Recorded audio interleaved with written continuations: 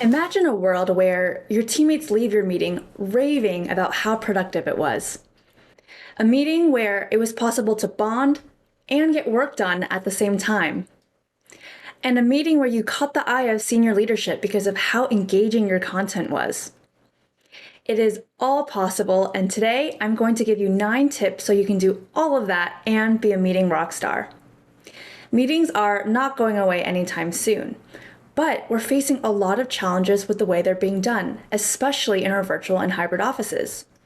More and more seem to get added to the calendar, and they're becoming less and less effective, leading to things like burnout, Zoom fatigue, and ineffective teams.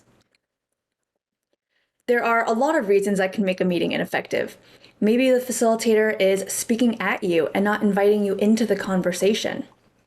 There's no clear agenda and everyone is talking in circles. You've been raising your hand remotely and everyone else in person isn't noticing you and they're having a conversation amongst themselves. Or, my favorite, the meeting didn't really need to be live and it could have been an email. In this session, you'll learn how to positively transform your meetings so that they shift away from situations like this to ones where you'll lead and participate impactfully and effectively, while also learning how to create a, dare I say, enjoyable meeting experience. If you're watching this session, kudos to you for realizing that meetings are one of the most important things we can and need to master if we want to be both a leader who influences change and drives results, and a leader who can create more engaged, productive, and happy teams. For those who aren't entirely convinced yet, I want to share some data that highlights the pressing need to master virtual and hybrid meetings. 55% of employees prefer to work remotely at least 3 days a week. 30% of employees say that they're likely to switch jobs if their offices require them to return in person full-time. And 96% of people who started working remotely due to COVID want to continue working remotely at least some of the time for the rest of their careers. The data is trending away from entirely in-person offices and clearly shifting towards virtual and hybrid ones. For those who aren't familiar, virtual meetings are meetings where everyone is dialing in from different locations. A hybrid meeting is a meeting where some people are calling from home and some are calling from the office. It's a mix of colleagues who are in person together and virtual. And today, you're going to learn 9 essential tips for how to best tackle these types of meetings. Before we dive in, I want to share who I am and why I'm here talking about meetings. My name is Lorraine, and I'm the head of Editorial at Prezi, a virtual presentation and collaboration solution being used by the majority of the Fortune 1000 to make meetings better. I'm also a LinkedIn Learning instructor for the popular course Virtual and Hybrid Meeting Essentials, and I was an editor at LinkedIn for 6 years, where I worked on its video products and had my own video series. By the end of this session, your meetings will become a way that you start getting noticed by your peers and senior leaders, because through your great meetings, you'll be improving your organization's culture, reducing Zoom fatigue, and building productive teams. Let's dive in. I'll be covering 3 topics today around virtual and hybrid meetings. The first, how to plan and prepare for your meeting so that you're set up for success. The second, how to drive engagement during and after your meeting so you generate ideas and get results. And the third, how to create captivating virtual presentations so that your content improves your meetings, not detracts from them. Let's start off talking about planning and preparing. With all of the distractions and things we have to do in a day, sticking to your schedule and being respectful of other people's time is going to earn you more respect, give you back more time in your day, and lead to more cooperative teams. It seems obvious, but it's amazing how many people still don't focus on time management. To manage your time well, you'll want to stay concise, meaning that you aren't planning an hour-long meeting for the sake of an hour-long meeting or because it's just always been done that way. When you plan an hour-long meeting, you'll find that the content magically takes up that full amount of time. So instead of 1 hour, try a 25-minute meeting, or go even bolder and plan 15-minute meetings. I even know someone who does 8-minute syncs. You also want to make sure that you're being respectful with your colleagues' time in meetings, which means starting and ending on time. I know I personally get so frustrated when I arrive to a meeting on time and then we wait around for 5 minutes for everyone else to trickle in. That gives me no incentive to show up on time for the next time a meeting is scheduled. If you start the meeting on time, people will get there on time. Otherwise, they know that they'll miss something. When you're doing this, you're setting the tone for what you expect. The same thing goes with ending on time. I also get frustrated when meetings run over because I usually have something else to do or another meeting to go to. Respecting your colleagues' time ultimately means respecting your colleagues. I do have a caveat here when I say end your meetings on time. To me, ending on time means ending 5 minutes ahead of the half hour or hour. In person, we had time to run in between rooms, so why don't we get that at home too? At home, it's important that we have those breaks to reset and context switch, and of course, to go to the bathroom. After you've figured out the timing of it all, you'll want to next focus on creating a solid agenda. If I don't see an agenda in a meeting invite, I just don't accept it. Without an agenda, meetings are aimless, unfocused, and unstructured. With your agenda, you'll always want to include your goal. I actually had a colleague at LinkedIn who would start off every meeting saying, "This meeting will be a success if ... And it sounded kind of funny at first being so explicit about it, but it really did keep us all focused on what we needed to achieve. I like to recommend including no more than 3 items for every 30-minute meeting to ensure that you have enough time to discuss each item and so that the conversation remains focused. With each agenda item, take it a step further and indicate how much time each discussion topic should take. And jot down what the clock should read so you're not having to do mental gymnastics in your head while facilitating. This here is what I would consider to be a really solid agenda. Yes, it's probably going to take a little bit of extra time than what you're used to, but it will be less work than if you had to schedule multiple additional meetings to get something done because you didn't have these focused discussions to begin with. I'll turn it back to you all now. As you reflect on your own meetings, think about ones you've had that could have benefited from the focus and structure of an agenda, and then think about the first meeting you want to add an agenda to right after watching this session. Next, let's talk about leveraging async communications.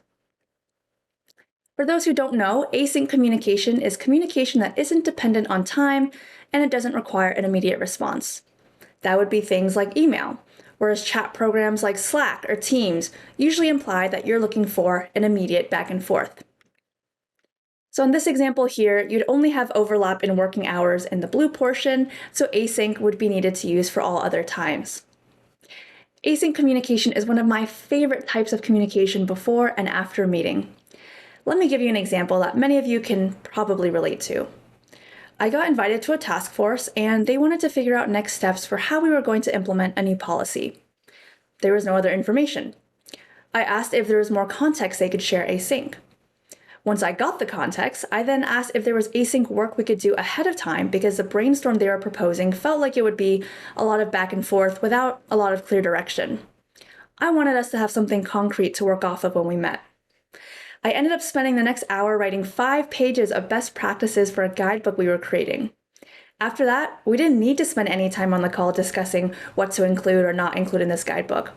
With this piece of content, we could comment and work on something tangible, and we ended up not rescheduling the meeting because we didn't actually need it. There are other ways that async is beneficial. You can replace status update meetings and let your team watch your updates on their own time.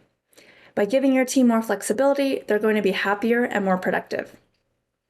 You can give context ahead of a meeting or get feedback ahead of a call, which is the example I just shared. You can also use async after the meeting. Summarize what was covered as well as next steps. Video is going to be better at capturing tone and making sure that your message or meaning don't get confused. The key takeaway here is that by leveraging more async communications and videos in particular, it's going to make the live meetings you have that much more meaningful and likely to get participation because your team will know that you only schedule live meetings when completely necessary.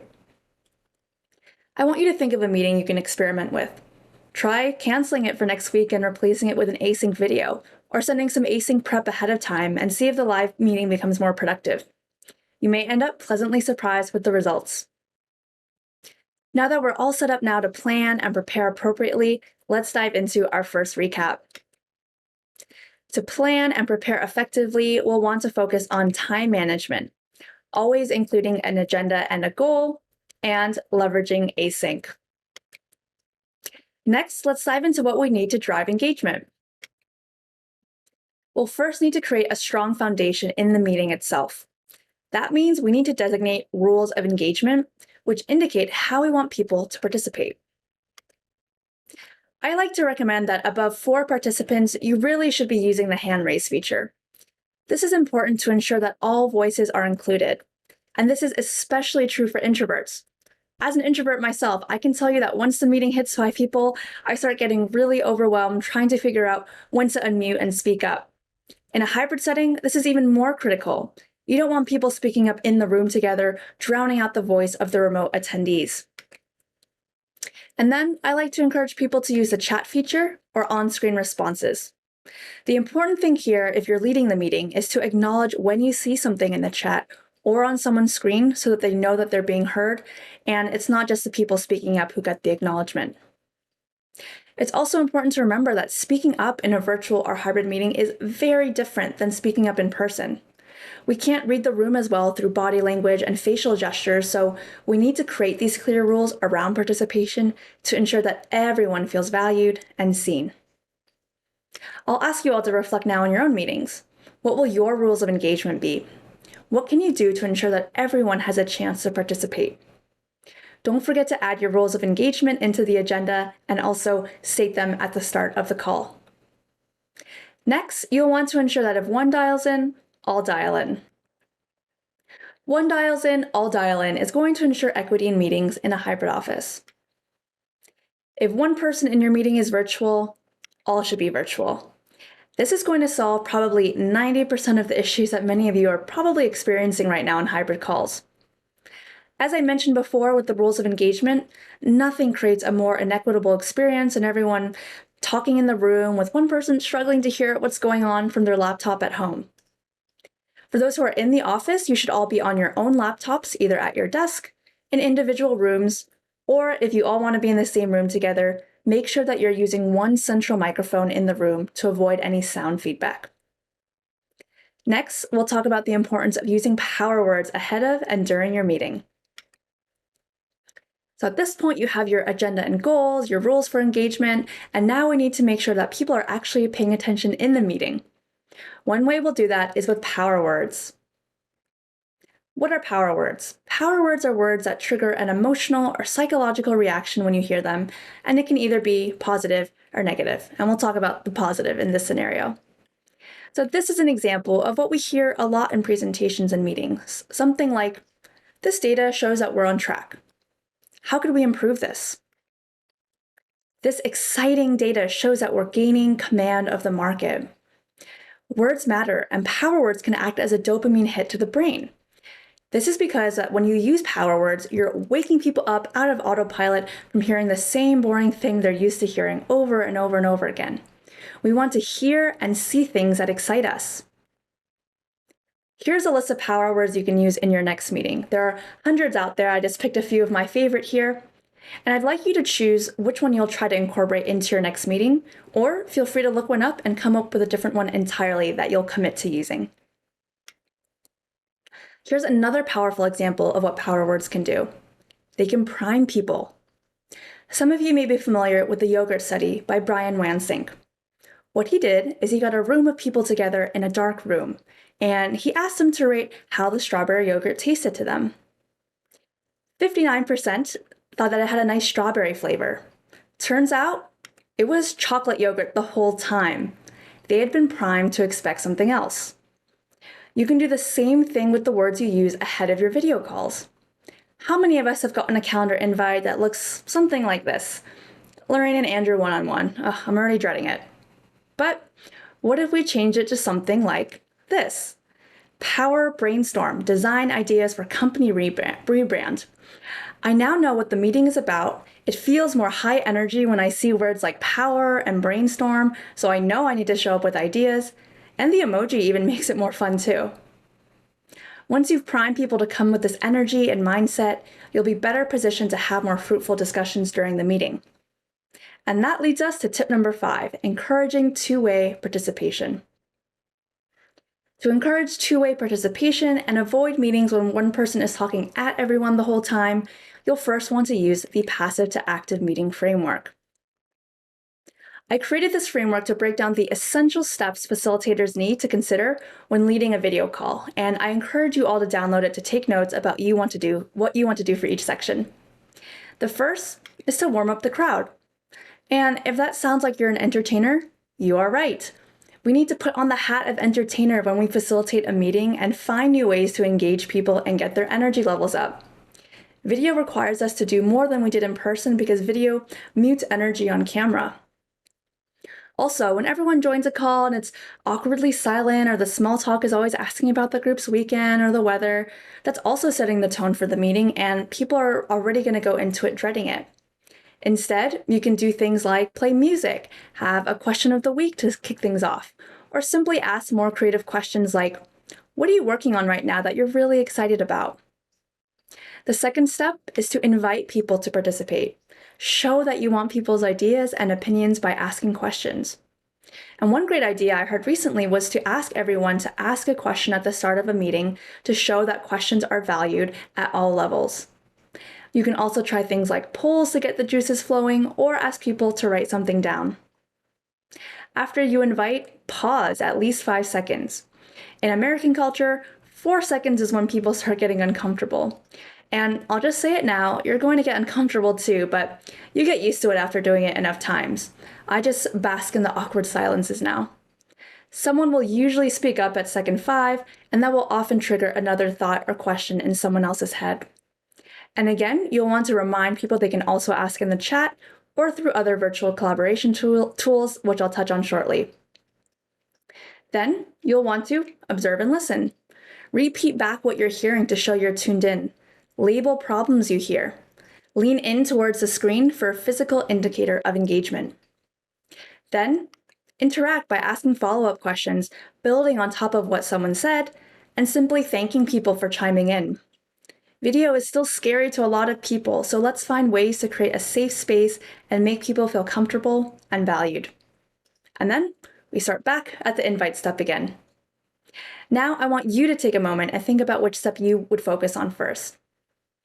As you continue to find ways to encourage participation, you'll want to ensure that your team is set up with the right tool set because having one will be key for the invite and interact steps here. We hear a lot of people talking about Zoom fatigue and video burnout, but this is because people aren't using virtual to its full potential. We're on video, but we're using it in the worst ways possible with screen shares and ineffective ways to collaborate. I wanted to share a few of my favorite tools with you to make your hybrid collaboration better. Since we're at an Atlassian conference, I'm going to start off highlighting Atlassian, which our marketing team uses for project management, and Confluence pages, which are like internal wiki pages. I love Slido. I personally love the ability to upvote questions so you can see what's on everyone's mind. They also have polls, word clouds, and other fun features.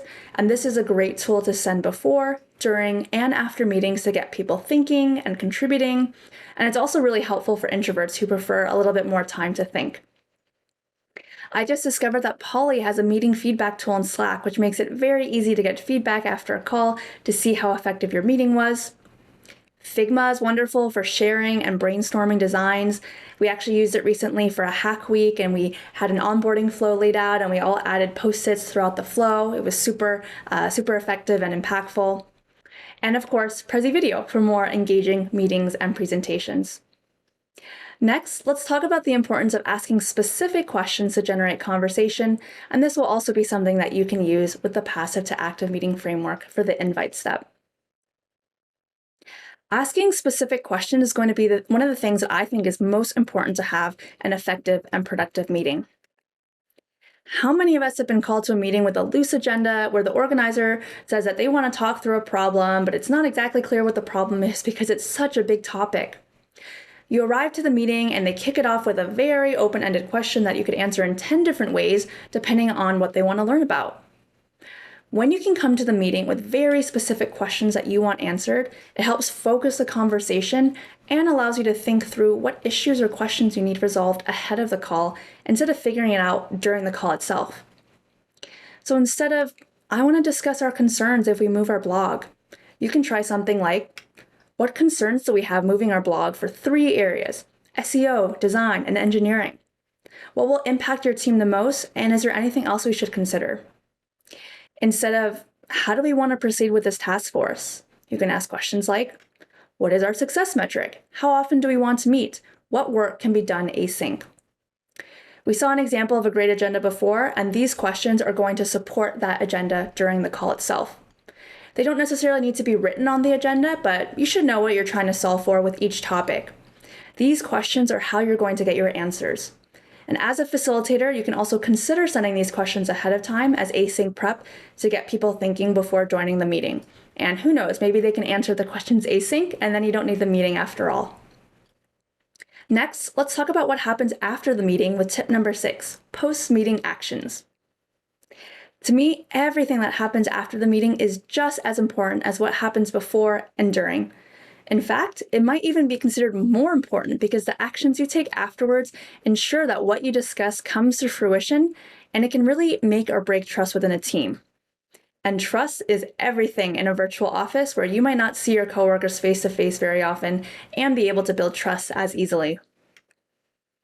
The first thing you'll want to do is to set clear deadlines and assign clear action items.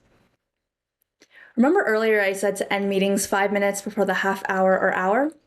Before that happens, you'll need to save an additional few minutes to make sure that everyone's clear on next steps. Then, I recommend creating temporary channels with whatever program your company uses. I personally use Slack. These channels are one of my favorite ways to keep conversation in one place and hold people accountable for their tasks. And I'm sure many or most of us have way too many channels, so what I like to do is to include the word temp in the channel to indicate that this is something that is meant to be archived after it's completed. An example of one I created recently was this one, Content Marketing Backfill Temp. And I did end up recently archiving it after we completed what we needed to as a group. Another helpful benefit to having a group is that you can leverage the remind function, which is a huge time saver. So what I'll usually do is I'll set a reminder for the channel a day before deadline to remind everyone that their deliverables are due the next day. It helps keep everyone on track and it saves you the trouble of needing to remember to check in. Now, ideally, your team shouldn't really need reminders, but things happen, so this is a great precautionary step to take to make sure things keep moving. Those were our 3 tips for driving engagement. Let's go into our recap. To drive engagement during and after the meeting, you'll want to create a strong foundation through rules of engagement, making sure everyone is dialed in, literally and figuratively, and priming with power words.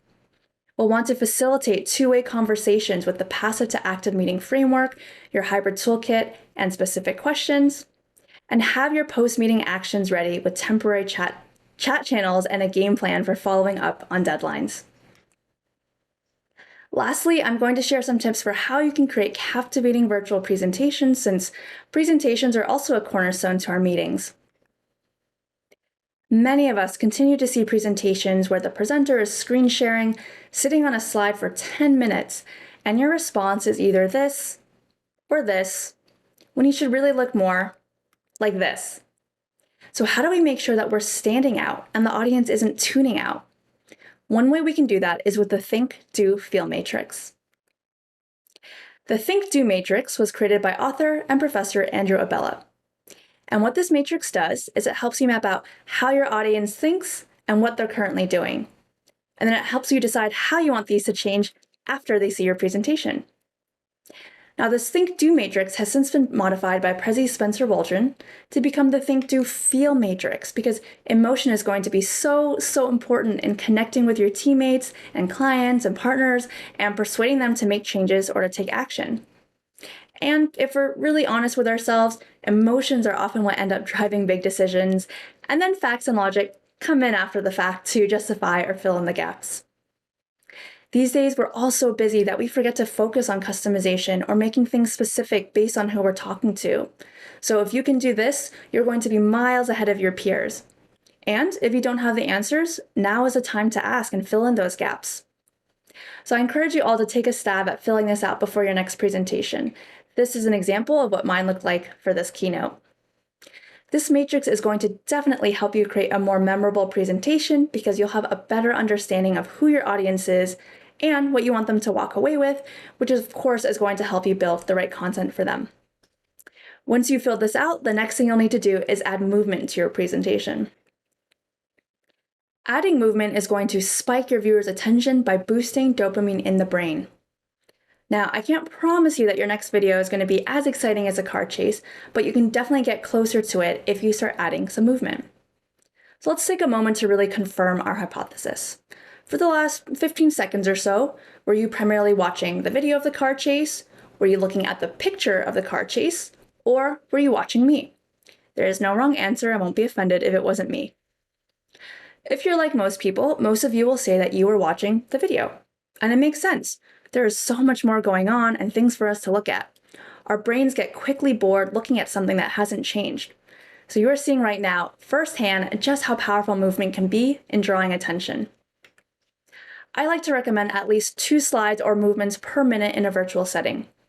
And they don't have to be big movements. For example, you can do fun tricks like this to keep your audience engaged. And anytime you can add novelty like this, our brains love it and we pay even closer attention. Now that we have movement down, let's talk about our last tip for creating captivating presentations, visuals. I think many of us have probably heard various stats showing how powerful visuals are. For example, 90% of the information processed by the brain is visual. Or 80% of people remember what they see versus what they hear and read. And 65% of people identify as visual learners. Have you ever told a story where everyone was attentive and really excited about what you had to say next? That's what we want with our presentations too. And if you're using visuals well, your viewers are going to be more tuned in and actually retain what you're telling them.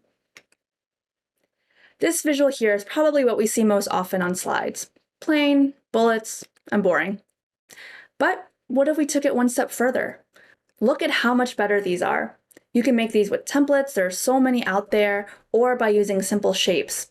The visuals just make this person look so much more prepared and put together, and it's priming people to think in a more engaged and positive way about your presentation before it's even started. Now, the last way visuals give the wow effect is when you can implement what I like to call the teacher effect. When you can use visuals creatively and walk through content similar to how a teacher would at the front of the classroom, there's that added level of authority and competence you exude, especially when it comes to data and numbers, which some might describe as more boring content. It becomes that much more imperative to get creative with visuals and really take advantage of what's possible in our virtual environments. Think about the next presentation you'll have and think about those slides you typically add a lot of text for and how you might replace some of that text with a visual. Now, let's enter our next recap.